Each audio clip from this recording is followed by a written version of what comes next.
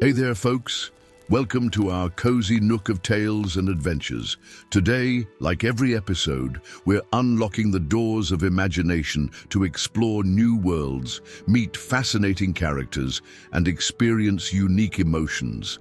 I promise to take you on an unforgettable journey through the power of words.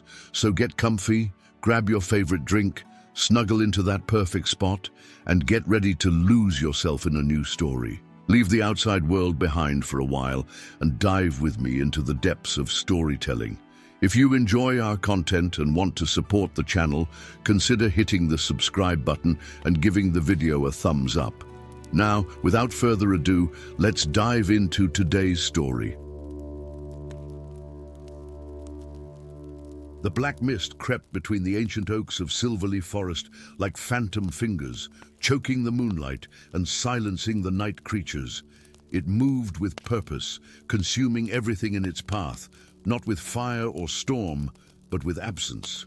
Where the mist passed, the world simply ceased to be. Arwen Moonleaf stood atop the eastern watchtower. Her silver-flecked eyes narrowed as she tracked the advancing darkness. The elven warrior's hand tightened around her ancestral bow, Starfall, its enchanted wood humming softly against her palm. 3 villages had vanished within a fortnight, leaving nothing but empty clearings where homes once stood. No bodies, no ruins, just silence and the lingering whisper of a name not spoken in centuries. Moloch. The Black Mage, whose shadow had nearly destroyed both the elven kingdom of Silvertide and the dwarven Iron Peaks 2 centuries ago. The sorcerer who had cursed Arwen's bloodline, turning her great-grandmother's silver hair to ash and marking her descendants with eyes that reflected no light on the darkest nights. "The council refuses to acknowledge what we all can see," came a voice beside her. Elder Thalindra moved like mist herself, appearing without sound. They fear speaking his name might hasten his return.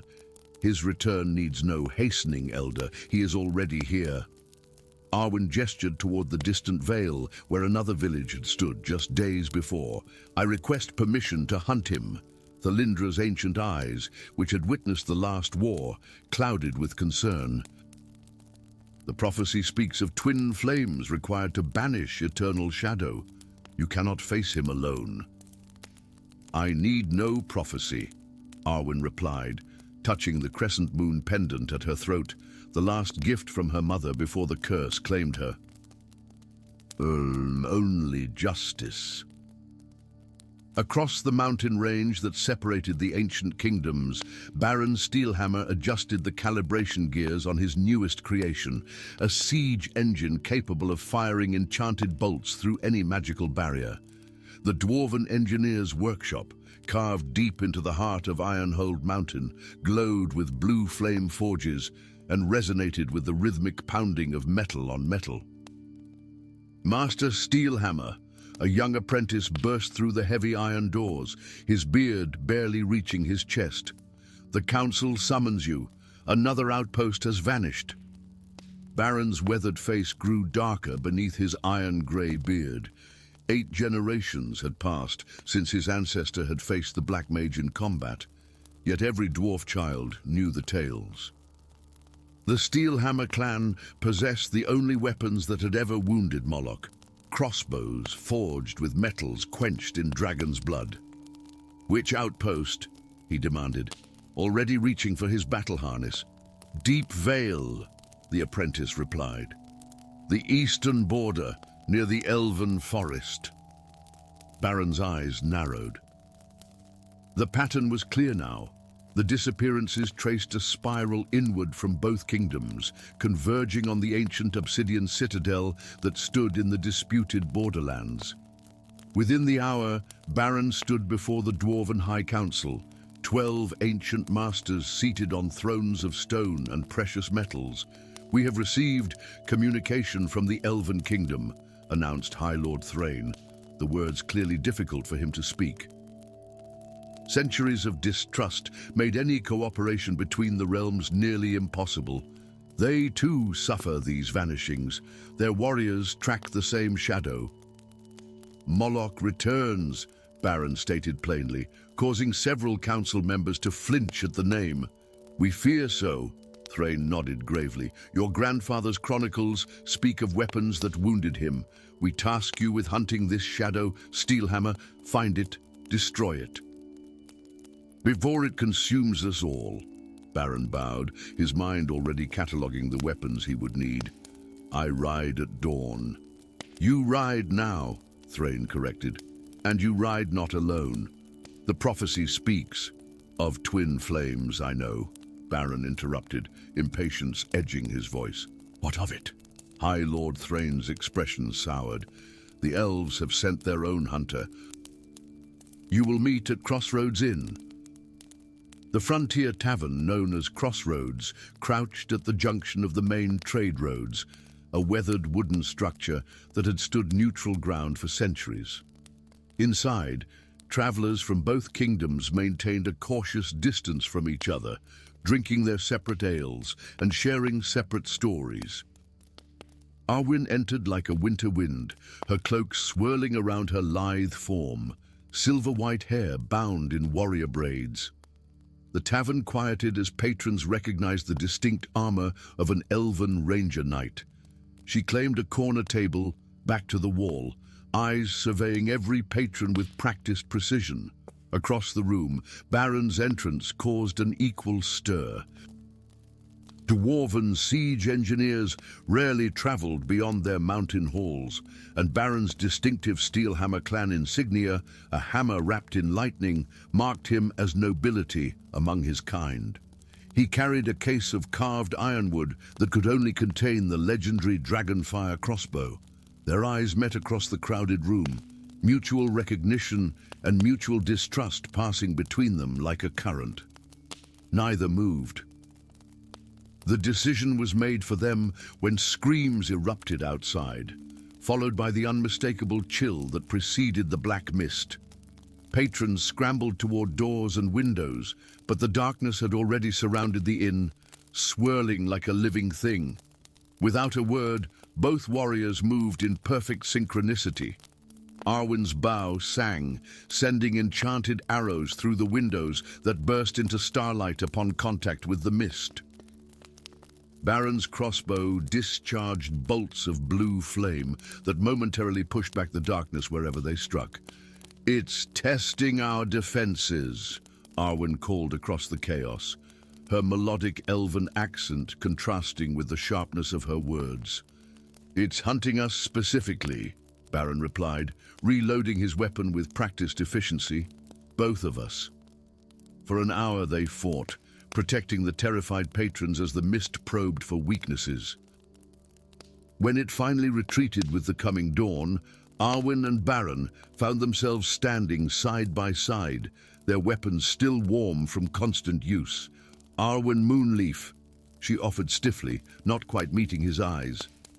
Baron Steelhammer, he replied with equal formality. A tenuous alliance was born. They traveled together for 7 days, following the mist trail toward the looming silhouette of the obsidian citadel. Their initial silence gradually gave way to cautious conversation. Baron shared tales of his grandfather who had fought in the last war, while Arwen spoke of her family's curse. Each night, as they made camp, their mutual respect deepened. On the third night, Arwen began experiencing visions, flashes of a hooded figure performing rituals not of destruction, but of containment. In these dreams, Moloch appeared not as conqueror, but as guardian. Meanwhile, Baron discovered hidden notes in his grandfather's war journal, pages sealed with wax and hidden in the binding. They spoke of a terrible truth learned too late, that the kings of both realms had summoned a cosmic horror in their quest for power, and that Moloch had been attempting to seal it away. Our histories may be wrong, Baron confessed on the 7th night, as they camped in the shadow of the citadel. My grandfather wrote that Moloch was trying to save both kingdoms, not destroy them. Arwen nodded slowly. My visions show the same. The black mist is not his creation. It's what he was fighting against, the World Devourer. Then why has he returned now? Baron questioned, his engineer's mind seeking logical patterns. Perhaps he never left, Arwen whispered. Perhaps he's been holding back the darkness all this time, and now his strength fails. The next morning, they entered the obsidian citadel, a towering structure of black glass-like stone that reflected no light. Within its labyrinthine halls, they encountered ancient mechanisms combining dwarven engineering and elven magic, evidence of a time when their peoples had worked together. At the heart of the citadel, they found him, a figure in tattered robes kneeling before a pulsing tear in reality. Moloch, the Black Mage, no longer the powerful sorcerer of legend, but an ancient withered form, his life force draining into the seal that contained the cosmic entity. When he turned to face them, both warriors lowered their weapons in shock. His eyes held no malice, only exhaustion and grim determination. "I knew you would come," he spoke, his voice surprisingly gentle. The twin flames of the prophecy, elven light and dwarven fire. "You're not what our histories claim," Arwen said, stepping forward. "History is written by frightened kings who needed a common enemy," Moloch replied. "Your ancestors summoned what they could not control. I have contained it for centuries, but my strength fades." Baron studied the complex runic arrays surrounding the tier. This is dwarven binding magic, merged with elven nature manipulation. "Yes," Moloch nodded. "Once, your peoples created wonders together. That knowledge was lost when they turned against each other, and against me." The tear pulsed violently, widening as tendrils of absolute darkness reached through. Moloch gasped in pain, channeling more of his diminishing power into the seal. "What can we do?" Arwen asked, her hand unconsciously finding Baron's arm. "What your ancestors should have done centuries ago," Moloch replied. "Unite your gifts. The prophecy speaks true. Only the twin flames together can forge new chains strong enough to bind the World Devourer for another millennium." Understanding passed between the elf and dwarf. Centuries of mistrust could not be erased in days, but in this moment, the fate of both their kingdoms, of their entire world, hung in balance. Arwen knocked an arrow imbued with ancient elven magic passed through her bloodline. Baron loaded his crossbow with a bolt forged from the heart of Ironhold Mountain. Standing back to back, they aimed not at Moloch, but at the widening tear. "For both our peoples," they spoke in unison and fired. The projectiles met at the center of the rift, creating an explosion of silver-blue energy that restored the seal. Where they had struck, new chains of magic and metal formed, binding the darkness once more. Moloch smiled weakly as the burden lifted from his shoulders. "Now you understand, the true enemy was never each other. Remember this when you return to your kingdoms." As dawn broke over the obsidian citadel, two figures emerged, an elven warrior and a dwarven engineer walking side by side. Between them, they carried an ancient book of truths too long forgotten, and the first seeds of an alliance reborn. Behind them, the black mist receded, leaving only whispered legends of the Shadow Mage, who was never truly their enemy. And in the deepest chamber of the citadel, bound by new chains of elven light and dwarven fire, the World Devourer raged against its prison, where it would remain for another 1,000 years, or until the twin flames of cooperation between the ancient races flickered out once more. Story 2. The midnight bells of Lunargent had not yet ceased their mournful toll when the first ghosts appeared. They rose from the silver-flecked earth like morning mist, translucent figures whose hollow eyes reflected centuries of forgotten sorrows. Within the hallowed halls of the elven sanctuary, where moonlight cascaded through crystal domes onto ancient artifacts of power, A profound silence had fallen, the kind that follows irreversible calamity. The soul mirror was gone. High Priestess Ilara stood before the empty pedestal, her ageless face betraying rare emotion. For 3,000 years, the mirror had contained the restless spirits of those who had fallen in the ancient wars, its enchanted surface a boundary between worlds. Now only the ornate silver frame remained, its delicate engraving seeming to writhe in the moonlight like living things mourning their loss.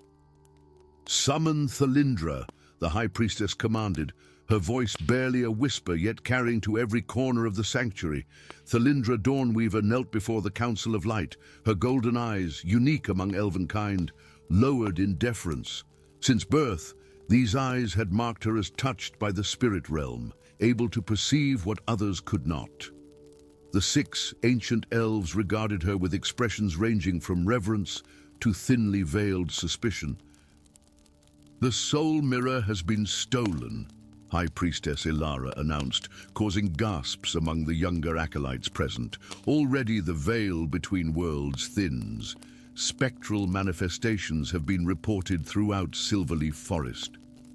Thalindra's hands tightened around her sentinel staff, a slender rod of enchanted silverwood topped with a crystal that glowed with inner light. "Oh, who would dare breach the sanctuary's defenses? That is what you must discover," Ilara replied. "Your gift allows you to track spiritual essence. The mirror leaves a trail invisible to normal sight.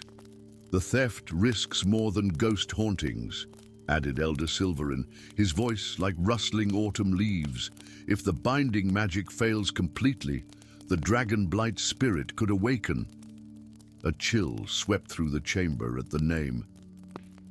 The dragon blight, a primordial entity whose rage had nearly consumed both elven and dwarven kingdoms millennia ago. "You must recover the mirror before the next full moon," Ilara continued.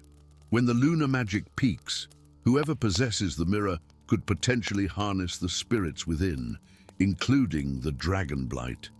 Thalindra rose, determination hardening her delicate features. "I shall not fail you, Priestess."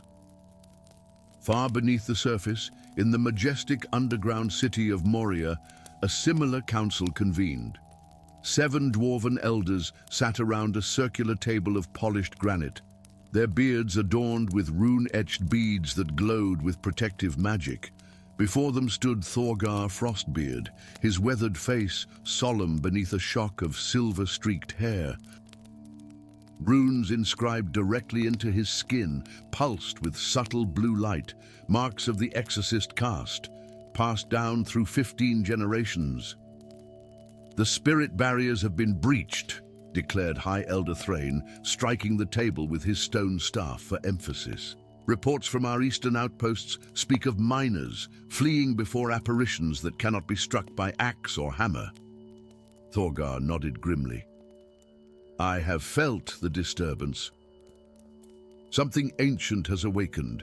Our seers believe the elven artifact, the soul mirror, has been stolen," said Elder Durin, practically spitting the word elven like a curse.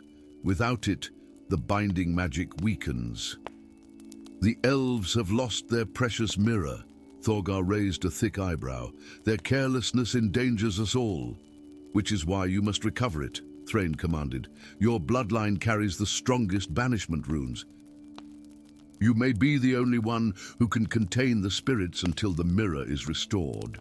Thorgar's hand moved to the runic hammer at his belt, Soul Render, an ancestral weapon capable of striking beings from beyond the veil. "I depart within the hour," he declared, already calculating what provisions he would need for the surface world he so rarely visited. The ancient ruins of Veldrin rose from the misty borderlands like the skeleton of a fallen giant. Once a prosperous trading city where elves and dwarves had exchanged goods and knowledge, it had been the first casualty of the Great Divide, the conflict that had separated the two races for thousands of years. Now its broken towers and collapsed streets served as a monument to failed alliances and forgotten promises. Thalindra approached from the east, her elven cloak shimmering with protective enchantments. Through her spirit sight, she could perceive the lingering trail of the soul mirror, a shimmering path of silver energy weaving through the ruins. With each step deeper into Veldrin, the ghostly manifestations grew stronger. Spectral figures drifted between crumbling columns, some merely echoes of past events, others more aware and more dangerous. From the western approach came Thorgar, his heavy boots leaving imprints in the damp earth. His runic hammer glowed steadily brighter as he neared the city center, responding to the increasing spectral activity. Where Thalindra moved with silent grace, Thorgar advanced with unyielding determination, the protective runes on his skin flaring whenever a spirit ventured too close. They spotted each other simultaneously across the ruined central plaza, where a dried fountain still stood, its carved figures of elves and dwarves clasping hands now eroded by centuries of neglect. Thalindra's slender hand moved to her crystal staff. "Dwarven exorcist," she called, her melodic voice carrying across the plaza. "These lands fall under Lunagent's protection." Thorgar's grip tightened on Soulrender. "The spirit breach threatens all lands, elf. My duty extends wherever the danger spreads." "I track the soul mirror," she replied, gauging whether this stocky figure might be responsible for its theft. "As do I," Thorgar answered, his suspicion mirroring hers. "Though I wonder if elven hands arranged its convenient theft to hide some greater scheme." Before Thalindra could retort, a wailing shriek cut through the air. From the shattered remains of what once had been a grand temple, a writhing mass of spectral energy erupted skyward. Dozens of spirits bound together in chaotic fusion, drawn to the confrontation like moths to flame. Without hesitation, both warriors turned to face the threat. Thalindra's staff projected a barrier of golden light that separated several spirits from the mass. Thorgar's hammer struck the physical ground, sending shockwaves of runic energy that momentarily disrupted the spirit's manifestation. They fought in unconscious synchronicity, her light creating openings for his banishing strikes, his protective runes strengthening her containment magic. When the spectral amalgamation finally dispersed, both stood breathing heavily, regarding each other with newfound, if reluctant, respect. "Your banishment runes are effective," Thalindra acknowledged. "Your spirit sight guides true," Thorgar replied gruffly. A tense silence followed before practicality overcame prejudice. "The mirror passed through here recently," Thalindra said, gesturing to the trail only she could see. 2 days past, by my reckoning," Thorgar nodded, "heading toward the Shadow Fens, the marshlands beyond the Whispering Hills." "Why there?" Thorgar withdrew a small journal from his belt pouch. "Ancient texts speak of a temple beneath the fens, older than both our kingdoms. If someone seeks to harness the mirror's power, they would need a place of magical convergence," Thalindra finished, surprising herself by completing a dwarf's thought. Another uncomfortable silence stretched between them, before Thorgar spoke words that clearly pained him. "We might achieve more together than apart." Thalindra's golden eyes narrowed, weighing necessity against centuries of ingrained distrust. "A temporary alliance," she conceded finally, "until the mirror is secured." Their journey through the Whispering Hills revealed more than just the path of the thieves. As they traveled, sharing sparse conversation punctuated by long silences, each observed the other's methods and skills with increasing curiosity. Thalindra marveled at Thorgar's practical knowledge, how he read terrain, anticipated ambush points, and maintained his equipment with methodical precision. The dwarf, in turn, found himself impressed by the elf's intuitive connection to the natural world, how she seemed to communicate with birds for scouting, and how her presence calmed the troubled spirits they encountered. On the third night, As they camped beneath ancient willows, Thorgar reluctantly asked about her unusual golden eyes. "My mother's bloodline," Thalindra explained, stoking their small fire. The legend says an ancestor made a pact with a spirit of foresight, gaining the ability to see beyond the veil in exchange for carrying the burden of witnessing both past and future shadows. "A heavy price," Thorgar commented, surprising her with his understanding tone.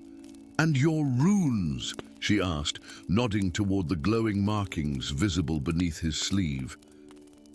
"Each earned through ritual and ordeal," he replied, rolling up his sleeve to reveal intricate patterns. "The first at age 12, a full day submerged in ice water while focusing on the spiritual plane.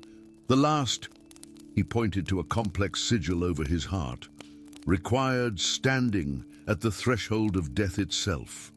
Their conversation continued into the night, centuries of misunderstanding beginning to crumble like the ruins of Veldrin behind them.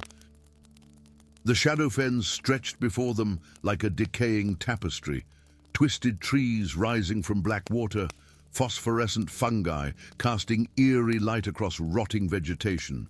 Here, the spectral activity intensified to alarming levels.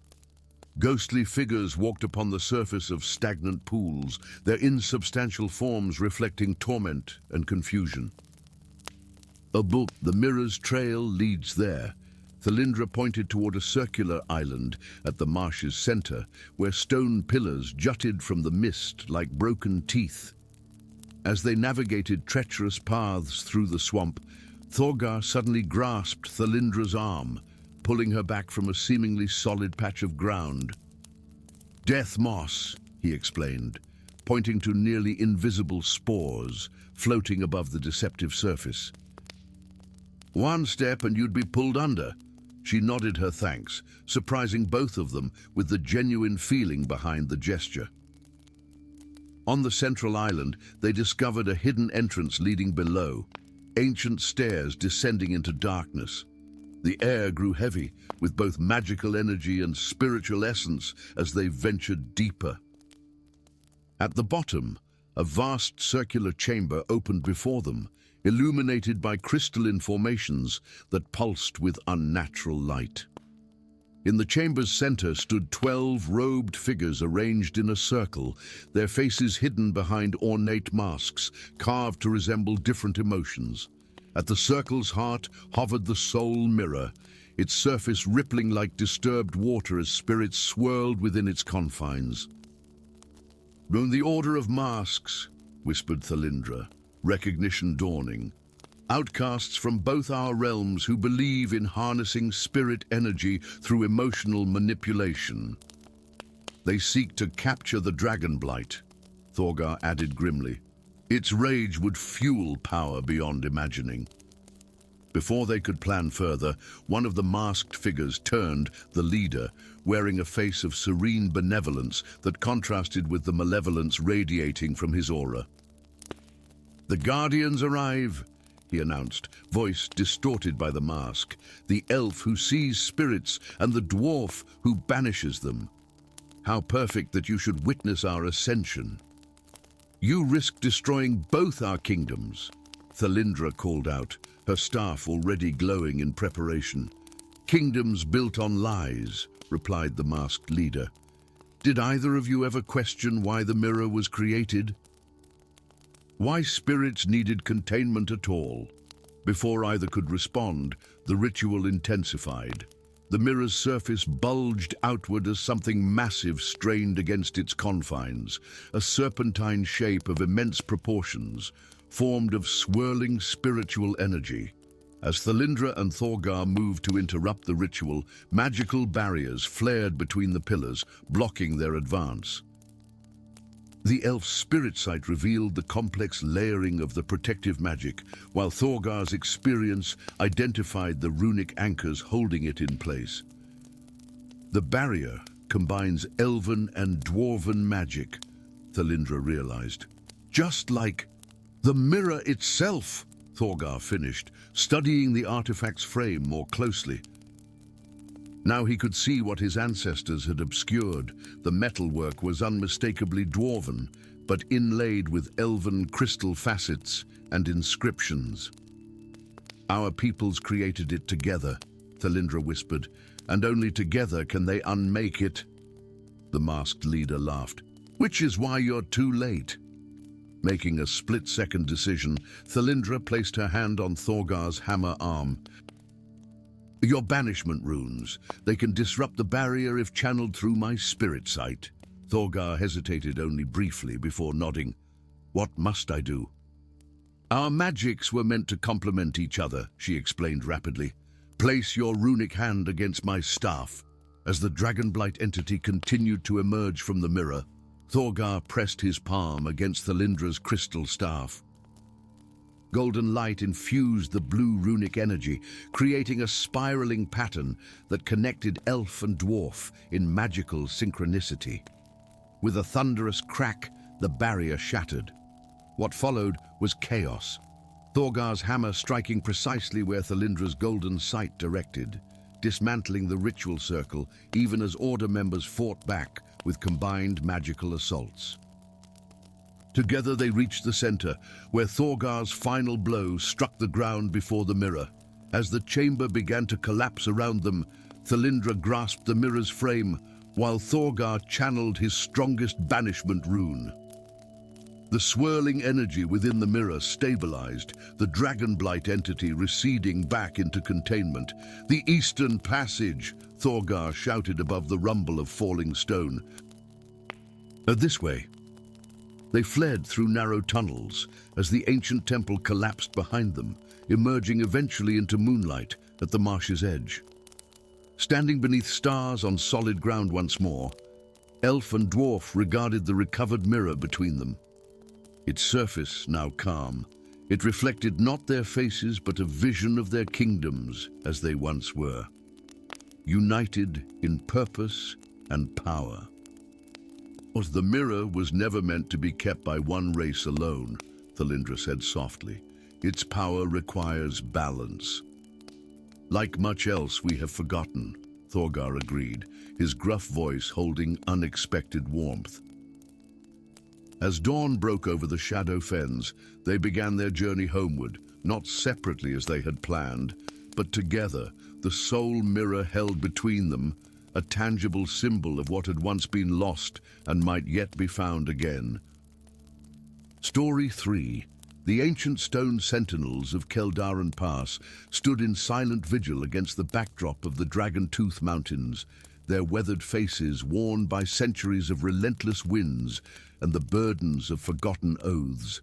Snow dusted their crowned heads like the white hair of aged kings, while shadows pooled in their hollow eyes, the same shadows that haunted Grimir Ironbeard's dreams for 30 years. The dwarf paused at the base of the easternmost sentinel, his breath forming crystalline clouds in the biting mountain air. His hand, calloused from decades, wielding axe and hammer, trembled slightly as he traced the faded runes carved into the stone base. Though time had softened their edges, their meaning remained clear to those who knew the old tongue. Guard well this passage, for what lies below sleeps but never dies. Grimir's weathered face hardened beneath his silver-streaked beard. The weight of his pack, filled with supplies, weapons, and the crushing burden of ancient guilt, pressed down upon shoulders that had once stood proud in the vanguard of the Mountain King's elite guard. Now those shoulders stooped with age and shame, though his eyes still burned with dwarven fire. "I return to honor my oath," he whispered to the stone sentinel, "though it comes 3 decades too late." The narrow path wound upward between sheer cliff faces, where even the hardiest mountain pines found little purchase. As Grimir ascended, memories rose unbidden, the clash of steel, screams echoing through the pass, and his own fateful decision that night during the Third Border War. He had abandoned his post, leaving the elven diplomatic party to face the ambush alone.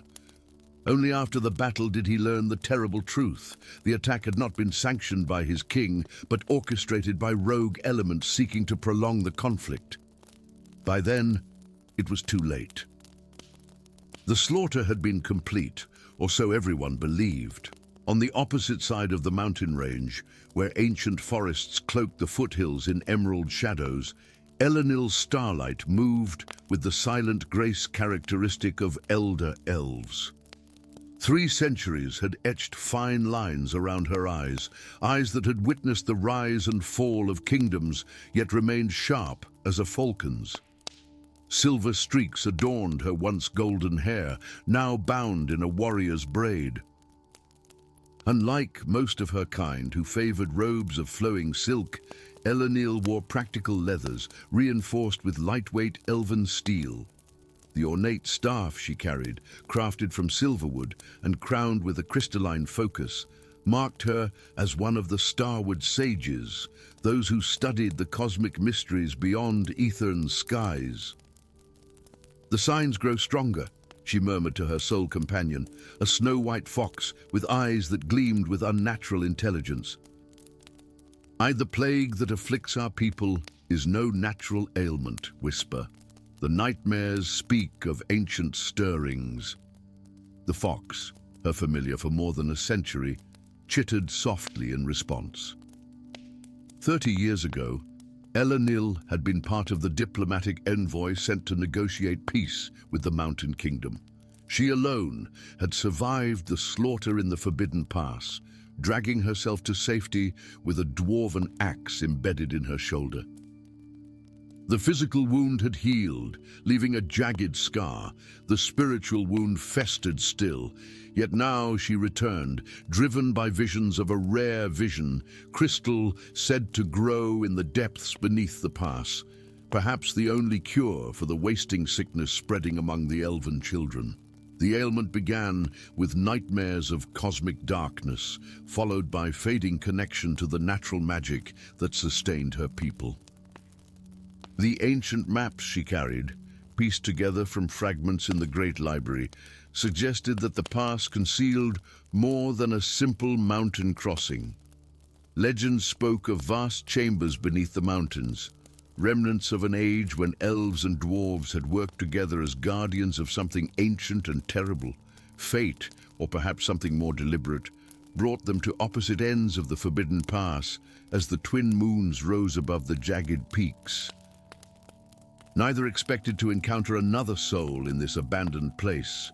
Both froze in recognition when their paths converged at the central clearing. Grimir's hand instinctively moved to his battle axe, while Elenil's fingers tightened around her staff, its crystal flaring with pale blue light. "Ironbeard," she said, her melodic voice carrying the chill of a winter stream. "I thought you dead these many years. And I thought no survivors remained to speak my shame," he replied, his deep voice echoing against the stone walls surrounding them. Recognition dawned in her eyes. You were the guard captain, the one who vanished before the attack." His weathered face revealed nothing, but his eyes, those windows to the dwarven soul, burned with the embers of old guilt. "I was." Whatever words might have followed were swallowed by a sudden, violent trembling beneath their feet. Ancient mechanisms, triggered perhaps by their presence or their voices, groaned to life within the mountain. Before either could react, the stone beneath them shifted, revealing a long, hidden pitfall. They fell together into darkness, accompanied by a cascade of rubble that sealed the entrance above them. When consciousness returned to Elenil, she found herself in near total darkness, saved only by the faint glow of her staff's crystal.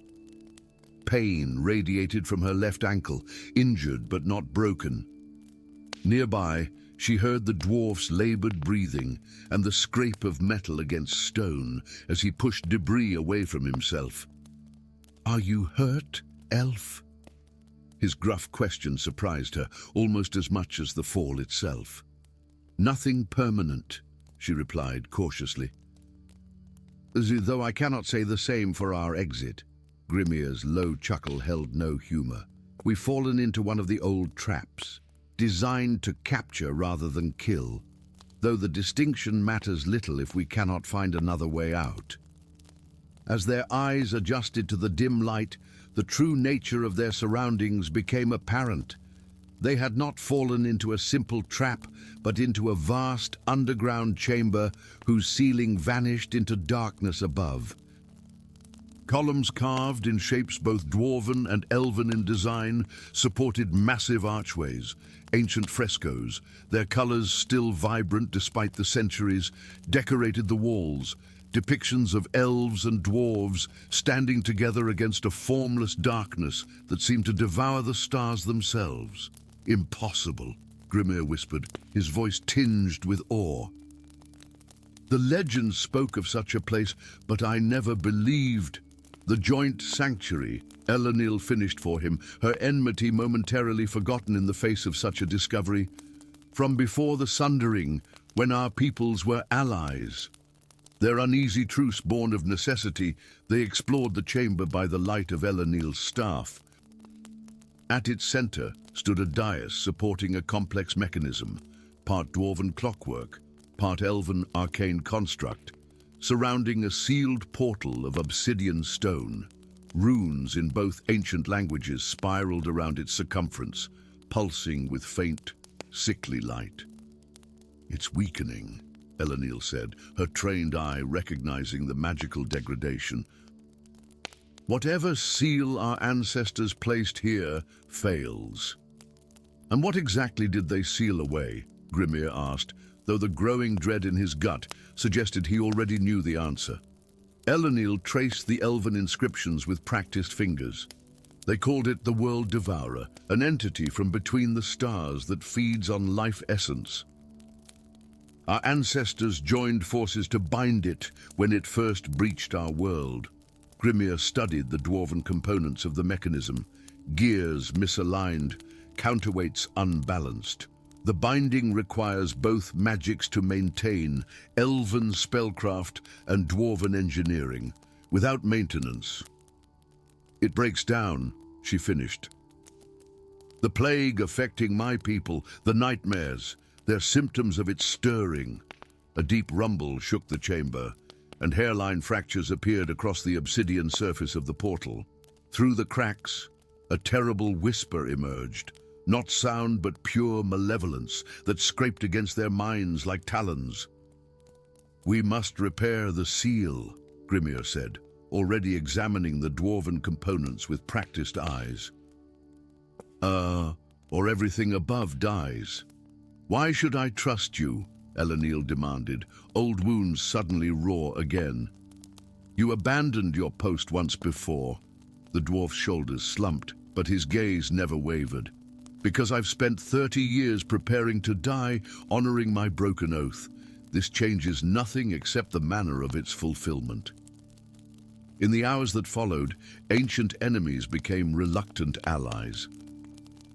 Elenil channeled her magic through the elven constructs, reciting incantations not spoken aloud since the age of her great-grandparents. Grimir's skilled hands repaired intricate mechanisms, his knowledge of ancestral dwarven craft guiding each adjustment. As they worked, truth emerged through shared labor. "I was ordered away from my post that night," Grimir confessed, his hands never ceasing their careful work on a delicate gear assembly. "By one I believed was my superior, Lord Krazek. Only later did I learn he served those who wished the war to continue." "The Obsidian Circle," Elenil nodded, understanding dawning. "They had infiltrators among our delegation as well, those who sabotaged every peace effort. My survival was not accidental. I was meant to return with tales of dwarven treachery." "We were pawns in the same game," Grimir said softly. "But why?" Elenil wondered, her magic temporarily stabilizing a failing rune sequence. What purpose would endless war serve? The answer came as Grimir uncovered an ancient journal hidden within the mechanism's base compartment. Written in both languages, it revealed the terrible truth: the World Devourer fed on conflict and division. The Obsidian Circle, its unwitting servants, had manipulated both races for centuries, ensuring that the ancient alliance never reformed. As this revelation settled between them, the portal's fractures widened. Tendrils of absolute darkness, darkness that consumed light rather than merely blocking it, probed through the widening gaps. "We cannot repair it fully," Grimir realized, desperation edging his voice. "And not without the crystal of vision to focus your magic." Elenil's eyes widened. "That's why I came here, seeking that very crystal to heal my people." "And I to atone for my failure," Grimir added. "Perhaps both purposes align." A memory surfaced in Elenil's mind, a detail from the ancient maps. The crystal chamber. It should lie beyond that archway, if the old texts are true. Together they ventured deeper, following a passage that spiraled downward until it opened into a smaller chamber where crystal formations jutted from floor and ceiling like frozen waterfalls. At the center, atop a pedestal of interwoven stone and living wood, sat a crystal the size of a dwarf's fist, pulsing with inner light that shifted between sapphire and emerald. "The crystal of vision," Elenil breathed. As Grimir reached for it, the chamber shuddered violently. The World Devourer's influence was growing stronger, the barrier between worlds paper-thin. "There's no time to return," the dwarf said grimly. "We must complete the ritual here." What followed was a desperate race against cosmic horror. Elenil channeled her remaining magical energy through the crystal, while Grimir invoked ancient dwarven words of binding, the syllables harsh yet powerful. The crystal flared brilliantly, momentarily illuminating the entire underground complex. In that flash of insight, both saw the truth. The entire mountain had been shaped into a vast ward, with the Forbidden Pass as merely its visible portion. The ancients had created something far greater than either race remembered. "It requires a dual sacrifice," Grimir realized, reading the illuminated inscriptions that appeared in the light. "Life essence freely given, one of earth, one of sky." Their eyes met in shared understanding. "For both our peoples," Elenil said, extending her hand. "For the oath I failed to keep," Grimir replied, clasping it firmly. As the World Devourer's darkness surged toward them, elf and dwarf stood united, the crystal of vision between their joined hands. Their life energies, different yet complementary, flowed into the ancient artifact. The crystal shattered, releasing a shockwave of power that restructured the failing seal. Far above, in both the elven forests and dwarven halls, children awoke from nightmares to find their ailments lifting. Seers and shamans alike reported visions of an elf and dwarf standing as guardians before a gate of darkness, their sacrificed forms transformed into beings of pure light. In the depths beneath the Forbidden Pass, two statues now stand where flesh and blood once stood, one tall and graceful, one stout and resolute, their stone hands clasped around a pedestal where crystal fragments continue to glow with inner light. And though neither race fully remembers the truth of their ancient alliance, rumors spread of ghosts in the pass, an elf maiden and dwarf warrior who guide lost travelers to safety, guardians of a border no longer forbidden but sacred to both peoples. For some oaths, once renewed, transcend even death itself. Story 4. The storm raged across the solitary mountains like a beast unleashed from ancient chains, hurling spears of lightning against stone that had stood sentinel since the world's dawn. Wind shrieked through the narrow passes, drowning out all but the most determined of sounds, including the labored breathing of Thyra Stronghammer as she fought her way toward higher ground. The exiled dwarven smith pulled her fur-lined cloak tighter, the silver clan markings along its hem, now forbidden to her, gleaming briefly in the lightning's harsh illumination. Snow, mixed with sleet, lashed her weathered face, catching in her copper beard that was braided tight with exile beads of obsidian. Each black bead represented a season away from the great forges of Moria, where once her hammers had sung the sweetest songs of creation. 12 beads now. 12 seasons since the Mountain King had declared her oathbreaker for forging weapons that found their way into elven hands during the Crystal War. "I forged for coin, not for sides," she muttered to the uncaring storm, the words torn from her lips as she had repeated them countless times since her banishment. The guild knows no politics, only craft. A jagged lightning bolt split the darkness, striking so close that thunder followed instantly, shaking loose stones from the mountainside. In that momentary illumination, Thyra spotted what she had been searching for, a dark opening in the cliff face, the promise of shelter. Half crawling through wind that threatened to lift her stocky frame from the narrow path, Thyra reached the cave entrance and stumbled inside. The immediate silencing of the storm's fury was almost disorienting, replaced by a different sound altogether. A low, rhythmic rumbling that seemed to emanate from the depths of the mountain itself. Thyra froze, her hand moving instinctively to the warhammer at her belt, a weapon of her own making, inscribed with runes of power that glowed with a soft blue light in the darkness. No ordinary cave then. Something lived here. The tunnel sloped gently downward, widening as it descended. Against all wisdom, Thyra followed it, drawn by a growing warmth that carried the unmistakable scent of forge fire, a fragrance that spoke of home to any dwarf who had ever worked metal. The passage opened suddenly into a vast cavern whose ceiling was lost in shadow. Stalactites hung like stone swords, ready to fall upon intruders. But it was what lay at the chamber's center that stole the breath from Thyra's lungs.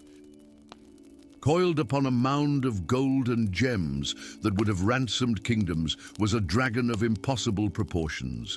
Its scales gleamed like burnished copper in the light of its own inner fire, visible through cracks in its armored hide. Ancient eyes, amber ringed with gold, regarded the dwarf with an intelligence that transcended mortal understanding.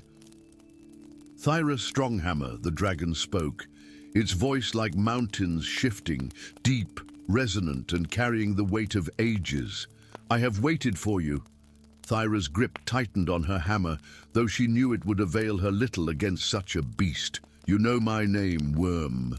"I know all who bear the mark of true craftsmen," the dragon replied, shifting slightly to reveal a long, vicious wound along its flank that leaked not blood, but living flame. "And I am Piraxis the Undying, last of the fire drakes of the northern realms, and I am dying."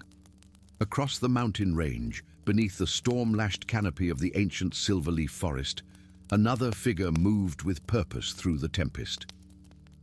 Where Thyra had fought against the elements with dwarven stubbornness, Arundel's Silverleaf seemed almost to dance with the storm, his lithe form weaving between lashing branches as though they moved in choreographed harmony rather than chaotic violence. The elf's long silver hair was bound with leather cords adorned with eagle feathers, marking him as a guardian of the high reaches. The bough upon his back, Windwhisper, was carved from a single branch of the first tree, said to have been planted by the elven ancestors when the world was young. Its string, woven from the hair of a forest spirit, hummed softly with its own song even when unplayed. Arundel paused, placing one pale hand against the trunk of an ancient oak. His eyes, the deep green of forest shadows, closed in concentration as he communed with the tree's spirit.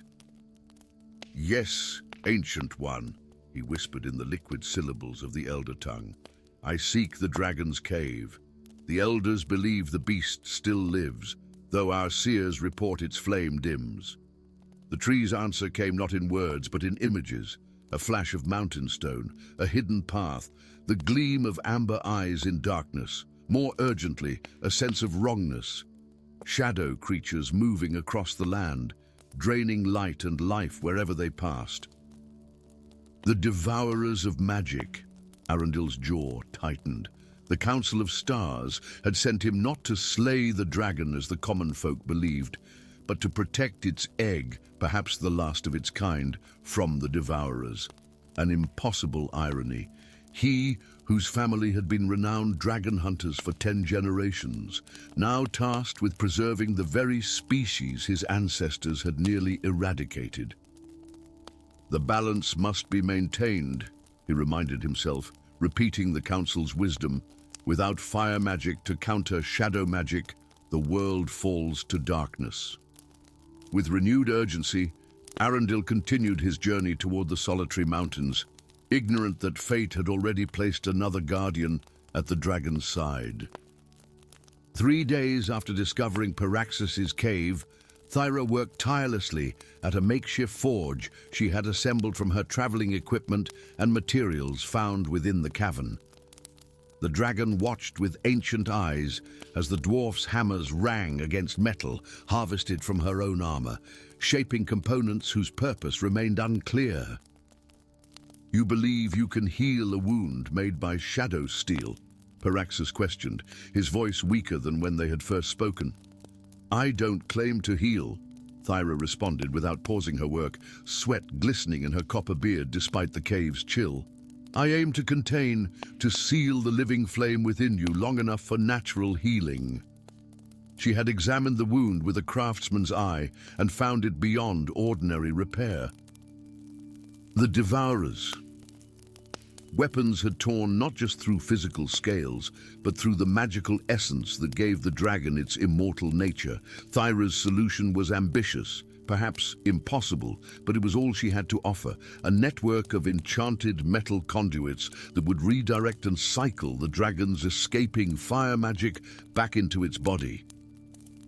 "And in exchange for this miracle of craftsmanship," Peraxis inquired, though both knew he had already promised the secret of eternal flames. Thyra paused, her hammer hovering mid-strike. "Knowledge is fair payment, though I wonder if I will live to use it, with those shadow creatures hunting you." "Not me," the dragon corrected. "My egg." At that moment, a disturbance at the cave's entrance drew their attention. Thyra grasped her warhammer, its runes flaring to brightness as she positioned herself between the passage and the dragon. A figure emerged from the tunnel, tall, graceful, with silver hair and forest-green eyes that widened in shock at the tableau before him. "Dwarf!" Arundel exclaimed, his hand instinctively moving to the bow at his back. "Step away from the dragon!" "Elf!" Thyra snarled in return, her hammer raised defensively. "It would come to finish what your kind started, with your shadow-poisoned arrows." Peraxis's rumbling voice interrupted their standoff. "Neither of you understands yet, I see. The shadows that poisoned me were neither dwarven nor elven in making." Both turned toward the dragon in confusion as it continued. "The devourers of magic create discord between the elder races, for united, you might stand against them. They whispered lies to your kings, attributed atrocities to your neighbors that they themselves committed." Before either could respond, a low tremor shook the cavern, dislodging small stones from the ceiling. Peraxis's massive head swung toward the tunnel. "They come!" Earlier than I anticipated, no further explanation was needed as a biting cold preceded shadowy figures that seemed to absorb rather than block the light, humanoid shapes that moved with unnatural fluidity. The Devourers had found the cave. Instinct overrode centuries of racial enmity. Arundel's bow sang as he loosed arrows of pure light that momentarily disrupted the shadows. Thyra's hammer struck the stone floor, triggering defensive runes she had inscribed days earlier that flared with blue fire. "Behind me!" the dragon commanded, gathering what strength remained to unleash a torrent of flame that momentarily drove back the shadows. In the momentary respite, Peraxis turned to the unlikely pair. "There is no time." "My strength fails," and with it, the last natural source of fire magic in the northern realms. The dragon's massive form shifted, revealing what lay beneath its protective wing, an egg the size of a dwarf, its shell swirling with patterns of gold and crimson. This is why you both were drawn here, not by chance, but by destiny. The egg requires both magics to survive, dwarven earth strength and elven nature wisdom. Thyra and Arundel exchanged wary glances as the dragon continued. Stronghammer, your containment device. It cannot save me, but it can preserve my final essence for the hatching. Silverleaf, your connection to living energy can guide that essence properly. Another wave of shadow creatures surged forward. This time, Paraxis's flame came weaker, and Thyra could see the dragon's inner light dimming through the cracks in its scales. We have no choice, Arundel said, looking to the dwarf with sudden clarity.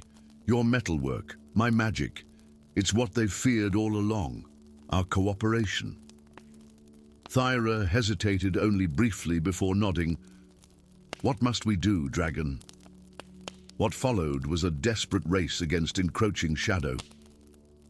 Working with frantic precision, Thyra completed her network of enchanted metal, attaching the final components directly to the egg's surface.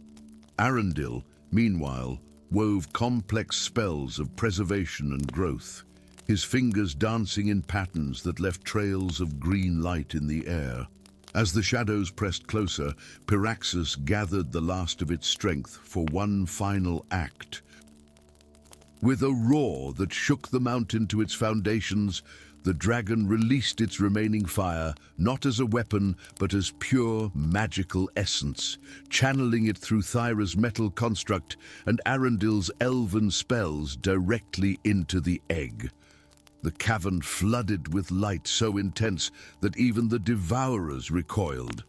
When it faded, Paraxis lay still, its once brilliant scales turned to ashen grey. But the egg pulsed with renewed vitality, its shell now webbed with lines of metal that glowed with internal fire. "It's done," Thyra whispered, her voice thick with exhaustion and wonder. "Not yet," Arundel replied grimly, notching another arrow as the shadows regrouped. "We must get the egg to safety. My people have a sanctuary in the Crystal Vale." "Your people?" Thyra scoffed, lifting her hammer once more. "The same who've hunted dragons to near extinction. Not all of us," Arundel countered. "Some of us have protected what magic remains in this world, just as not all dwarves sealed themselves away from the surface problems." Before their argument could continue, the egg trembled between them. A tiny crack appeared along its shell, followed by another. Impossibly, miraculously, it was hatching. The first devourer that surged forward dissolved into nothingness as it met a jet of pure flame from the emerging dragonling, small but fierce, its scales shimmering with the same copper hue as its parent. The newborn dragon unfurled wings, still damp from the egg. More remarkably, the metal lines from Thyra's device had not fallen away, but merged with the creature's natural armor, creating patterns of runes that glowed with dwarf fire. Around its neck, a collar of green energy pulsed with elven vitality. "Impossible," Arundel breathed. "Dragon hatchlings take decades to produce flame." "Not this one," Thyra said with undisguised pride. "It carries 3 magics now: dragonfire, dwarfcraft, and elven life force." The remaining devourers retreated before the hatchling's presence, melting back into the shadows from which they had emerged. In their absence, silence fell over the cavern, broken only by the soft crooning of the newborn dragon as it nuzzled against Paraxis's still form in farewell. Dawn broke over the solitary mountains, painting their snow-capped peaks with hues of rose and gold. At the cave entrance, an unlikely trio paused. A dwarven smith with copper braids, an elven archer with silver hair, and between them, a dragon hatchling with scales that caught the sunlight like burnished metal.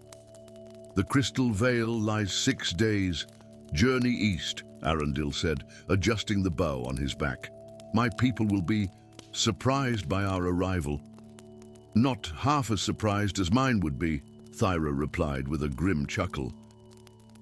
An exiled oathbreaker returning with an elf and a dragon, the Mountain King would have apoplexy.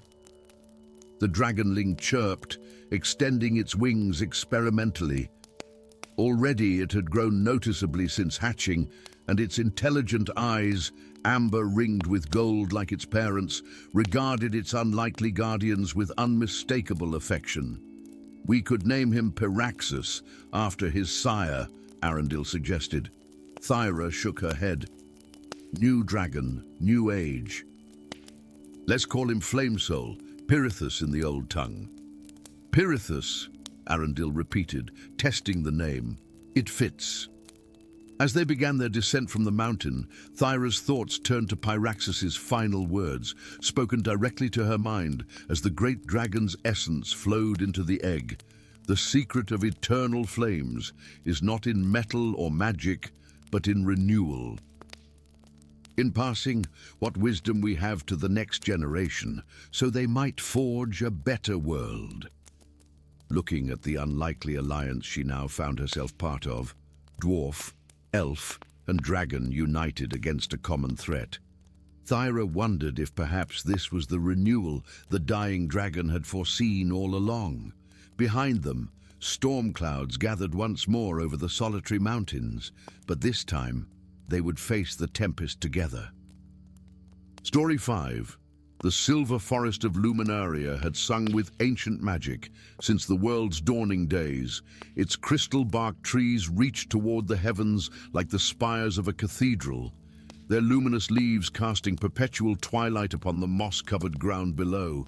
For 3,000 years, the forest had flourished under elven stewardship, its rhythms and seasons as familiar to its keepers as the beat of their own immortal hearts. But on this night, Prince Thalen Starweaver stood beneath the eldest tree, the mother oak whose roots were said to touch the realm's very foundation, and listened to an unfamiliar song. Dissonance crept through the forest's melody, a whisper of decay where once had been only harmony. Thalen pressed his palm against the mother oak's shimmering bark, his silver eyes closing in concentration as he extended his senses into the living network that connected all growing things. The forest's song flowed through him, beautiful still, but threaded now with notes of pain and warning. "You feel it too, don't you?" he whispered to the ancient tree. "Something awakens that should remain sleeping." The mother oak's response came not in words, but in images that bloomed behind his closed eyelids.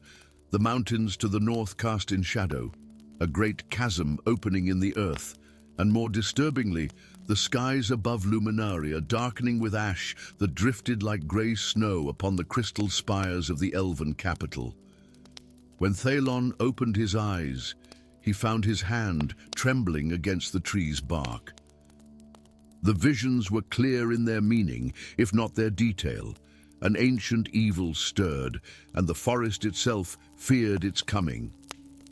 The prince's slender fingers moved instinctively to the silver chain at his neck, tracing the outline of what hung there, half of a broken amulet, its jagged edge speaking of violent separation. The amulet of the two crowns, sundered during the Great War when elves and dwarves had turned from allies to enemies. Legend claimed both halves were needed to maintain the seal that bound the Lord of the Depths, a legend most elves now dismissed as children's tales, but the forest did not lie. 3 days later, Thalon stood before his father in the crystalline throne room of Luminaria. King Sylvandar's crown of silver branches seemed to weigh heavily upon his brow as he listened to his son's report.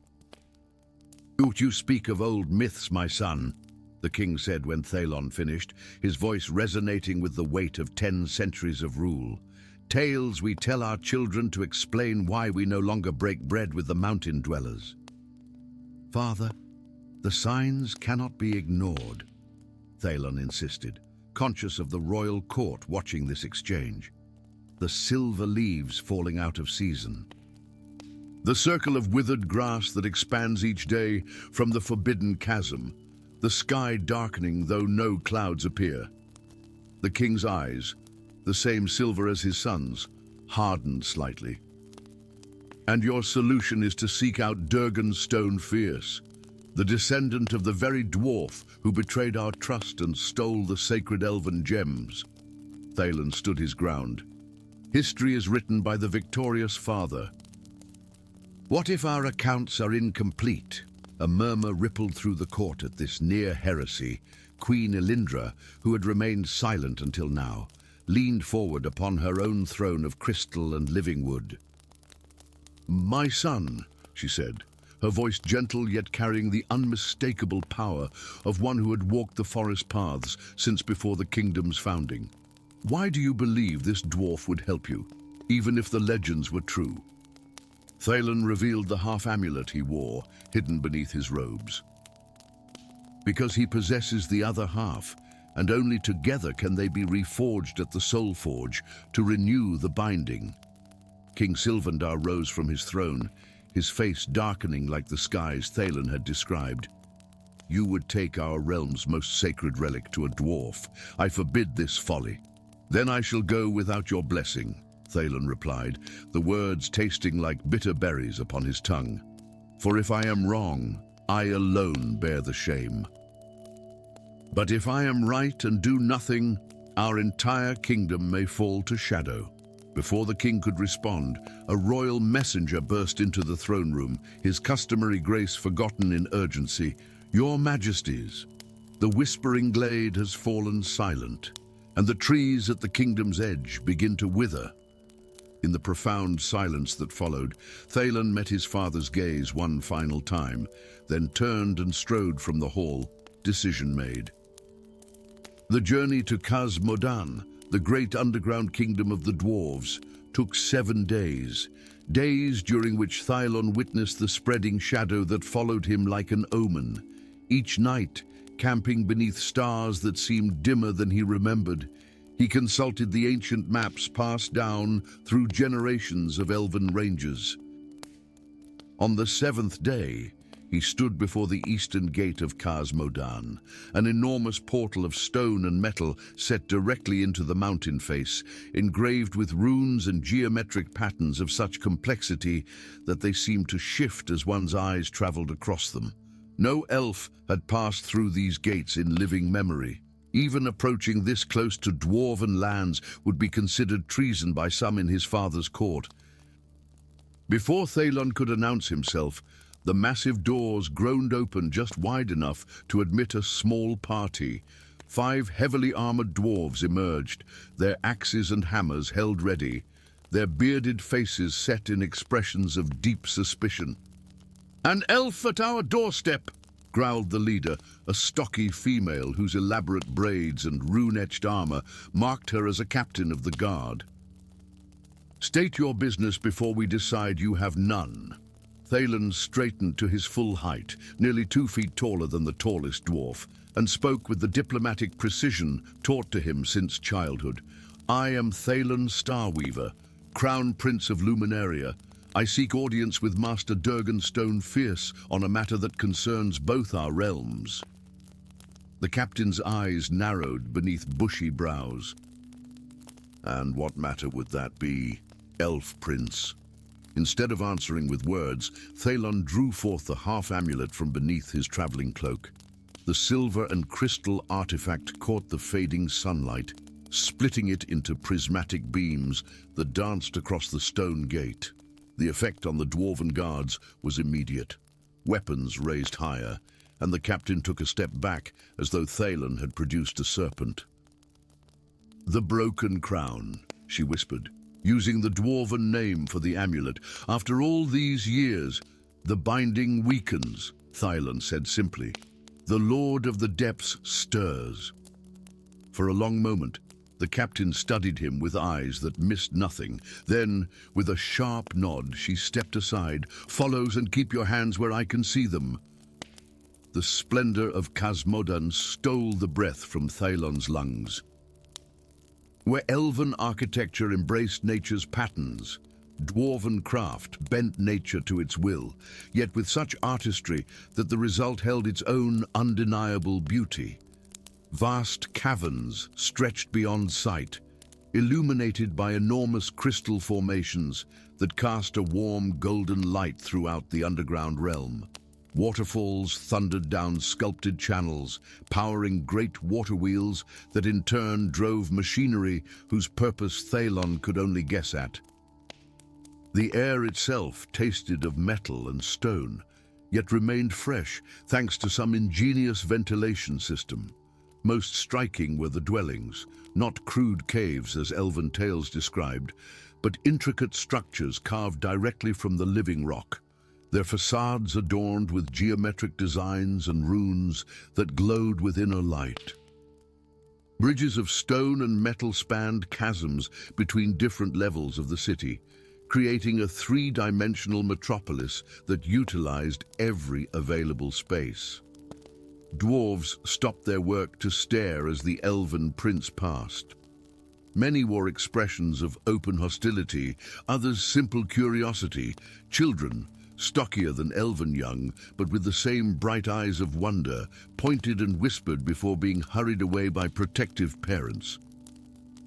The captain led Thalon deep into the heart of the mountain, through increasingly grand halls until they reached a chamber that hummed with heat and power. Here stood the legendary forges of Kaz Moden, where the master craftsman created wonders renowned throughout all lands, even those that would never admit trading for dwarven goods. At the central forge, a solitary figure worked with focused intensity. Even from a distance, Thalon knew this must be Durgan Stone Fierce.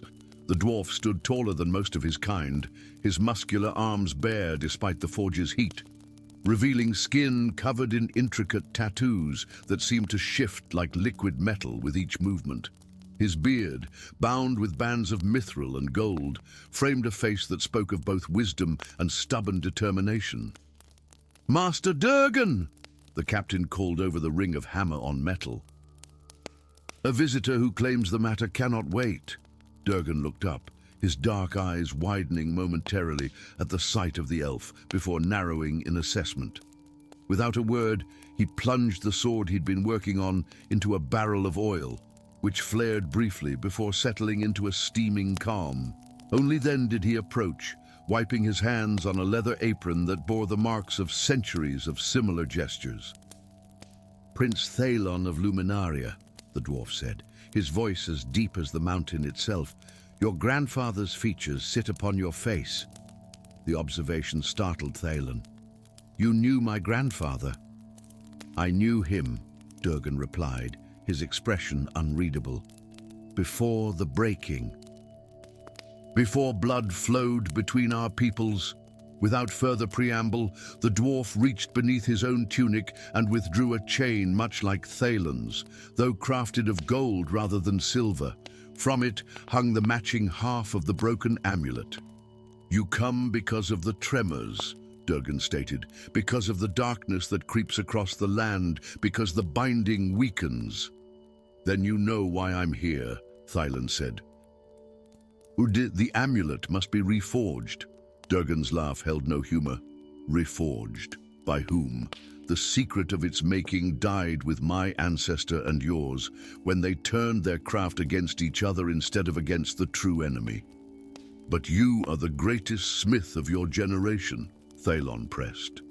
"And I have studied the ancient texts, the magic of binding and unbinding."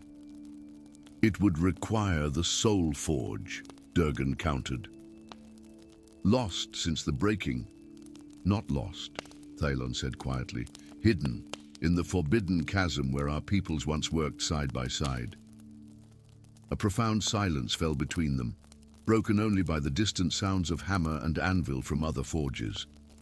Around them, dwarven workers had paused in their tasks, sensing the gravity of the exchange. "You ask much, Elf Prince," Durgan said finally. "To return to that place.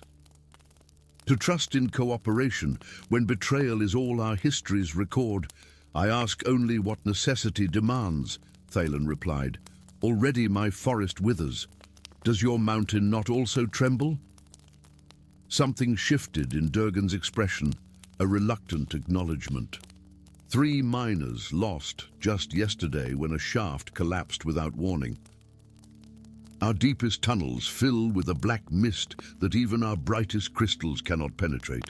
The dwarf's hand closed around his half of the amulet, knuckles whitening with the strength of his grip. If we fail, both our kingdoms fall, Thalon finished. But if we succeed, perhaps more than a binding is restored.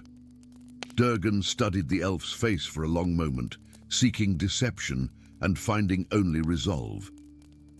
With a heavy sigh that seemed to carry the weight of centuries of division, the dwarf extended his hand, a gesture not seen between their peoples in 1,000 years. Tomorrow at dawn, then, we journey to the chasm and seek the soul forge. As Thalen clasped the offered hand, rough with calluses where his own was smooth, strong where his was dexterous, he felt the broken amulet at his chest grow momentarily warm, as though awakening after a long slumber.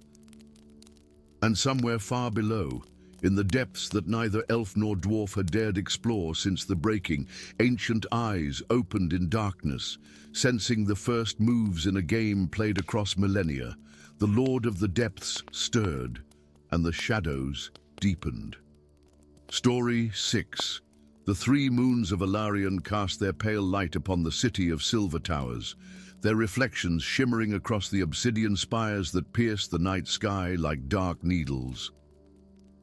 Within the Grand Council chambers, tension thickened the air as representatives from the 9 realms gathered around the ancient table of carved heartwood. Their hushed whispers died instantly when the massive ironwood doors burst open. A messenger stumbled in, his cloak scorched and bloodied, collapsing before he could reach the table. "Dragons," he gasped, his voice a broken rasp.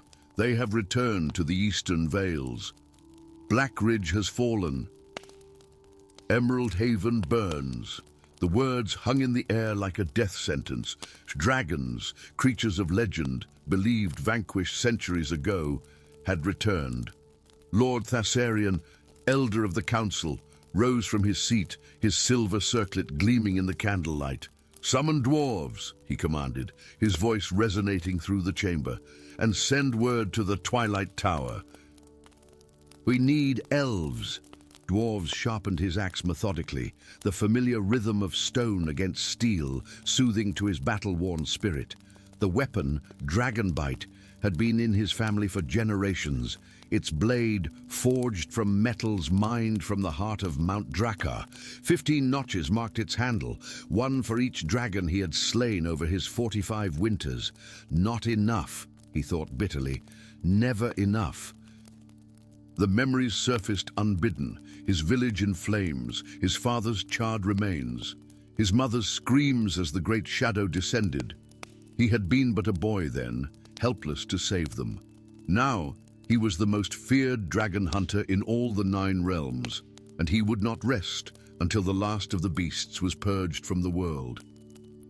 The council messenger found him in his modest dwelling on the outskirts of Ironhaven, surrounded by dragon scales, fangs, and other trophies of his deadly profession. "The dragons have returned," the messenger said simply. Dwarves smiled grimly, running a calloused thumb along his axe's edge. "Then so have I." Far to the west, where the whispering woods met the cerulean sea, stood the Twilight Tower, a slender spire of opalescent crystal that changed colors with the passing hours. Here, Elves had made his sanctuary, away from the prying eyes of those who would condemn his research as heresy. He stood at the tower's summit, his silver hair dancing in the coastal wind, eyes of deepest emerald fixed on the horizon. He had sensed the disturbance days before any messenger could reach him, a ripple in the arcane currents that flowed through the world. The ancient power had awakened. Vortigern had returned. Elves closed his eyes, feeling the pulse of magic within his veins. blood that was not entirely his own, a heritage he had concealed for centuries. His fingers traced the leather-bound tome at his side, its pages filled with forbidden knowledge of draconic magic. When the council messenger arrived, breathless and fearful, Elves was already preparing for departure. "The council requests your presence," the messenger began. "I know," Elves replied, his voice melodic yet edged with steel. "Tell them I shall meet their champion at Dawn's Pass. We leave for the east on the morrow." The meeting at Dawn's Pass was tense, the air between the two legendary figures crackling with unspoken animosity. "Dragon Slayer," Elves acknowledged with a slight nod, his tall frame draped in robes of midnight blue embroidered with silver runes. "Spellweaver," Dwarves returned gruffly, his stocky build belying the speed with which he could wield the massive axe strapped to his back. His beard, braided with iron rings, framed a face mapped with battle scars. "The council believes these attacks are coordinated," Elves said, mounting his silver-grey steed. "Not the random ravages of wild dragons," Dwarves snorted, climbing atop his sturdy mountain ram. "Dragons are beasts of destruction. They need no reason to kill." Elves' eyes narrowed slightly. "You of all people should know, Dwarves, that ignorance is as dangerous as the dragons themselves." They journeyed eastward through landscapes of increasing desolation. Verdant farmlands gave way to scorched earth, the ashen remains of villages dotting their path like grave markers. At night, the horizon glowed red with distant fires. On the seventh day, they crested the Ridge of Sorrows and beheld the full extent of the devastation. The once fertile valley stretched before them like an open wound, blackened and smoking. At its center stood the ruins of Dragonspire Temple, its ancient stones now crumbling. "Ah, there," Elves pointed toward the shattered dome of the temple. "The answers we seek lie within." The temple's interior was a cathedral of shadows, massive columns rising into darkness overhead. Dwarves moved cautiously, axe at the ready, while Elves summoned a sphere of pale blue light that drifted ahead of them, illuminating centuries of abandonment. "This was once a place of worship," Elves explained, his voice echoing. When dragons and humans lived in harmony," Dwarves scoffed. "Fairy tales for children." "History," Elves corrected, leading them deeper into the temple, before fear turned to hatred. They reached the central chamber, where a colossal mosaic covered the floor, dragons and humans intertwined in patterns of cooperation and peace. At the chamber's heart stood an altar of obsidian, its surface marked with ancient script. As Elves approached the altar, the runes began to glow with inner fire. He placed his palm upon them, closing his eyes in concentration. The chamber trembled, dust raining from the ceiling as the altar split open, revealing a hidden chamber beneath. Dwarves peered down into the darkness. "What sorcery is this?" "Truth," Elves replied, descending the stone steps. Below, they discovered a vast spherical chamber, its walls inscribed with draconic history. At its center floated a pulsing orb of crimson energy, a dragon's heart, preserved by ancient magic. "Vortigern's heart," Elves whispered, approaching the orb. "Not his physical heart, but the essence of his power. When the ancients defeated him, they could not destroy him completely. So they bound his essence here, using the blood of the Dragonborn, those with both human and dragon ancestry." Dwarves gripped his axe tighter. "You speak as if you were there." Elves turned slowly, his eyes now glowing with an inner fire, pupils narrowed to vertical slits. "My ancestors were. The Dragonborn were not abominations, dwarves, but bridges between two worlds." "Peacekeepers." Realization dawned on Dwarves, face horror and disgust twisting his features. "You're one of them, dragon-blooded." In one fluid motion, He raised Dragonbite, its edge gleaming in the crimson light. All these years, hunting dragons, and one stands before me wearing human skin. I am as human as you, Elves said calmly, making no move to defend himself. With gifts you cannot understand. Gifts that can stop Vortigern. Vortigern is dead, Dwarves growled. No! Elves shook his head. When his physical form was destroyed, his consciousness survived. Now he has awakened, possessing lesser dragons, forcing them to attack. This is merely the beginning. He gathers strength for his return. The chamber shuddered violently, dust and stone raining down as a deafening roar echoed from above. Dwarves hesitated, the axe still poised to strike. Kill me if you must, Elves said, but not before we face what comes. Vortigern senses his heart. He comes for it. And for me, the last of the Dragonborn. Another roar, closer now. Dwarves lowered his axe, his expression grim. After, he promised. They ascended to find the temple collapsing around them, the sky visible through newly formed chasms in the ceiling. Through these openings, shadows circled, dragons of various sizes, their scales glittering like living jewels in the sunlight. At their center, a massive shape blotted out the sun, a dragon larger than any dwarves had ever seen, its scales black as the void between stars, eyes burning like twin suns. Vortigern, the devourer of stars, had returned. Your weapons cannot harm his astral form, Elves shouted over the din of crumbling stone.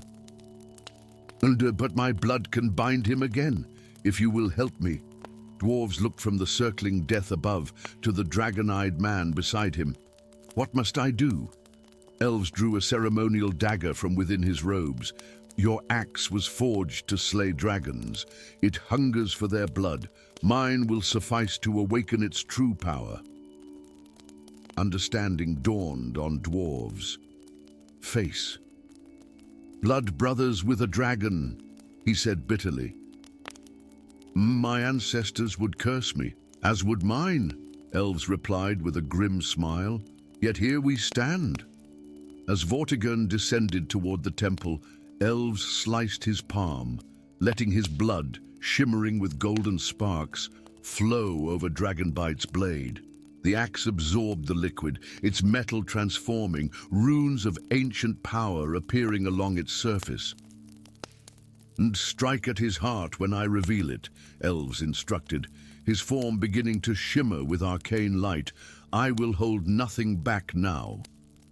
Before dwarves' astonished eyes, Elves began to change, not into a dragon, but into something between.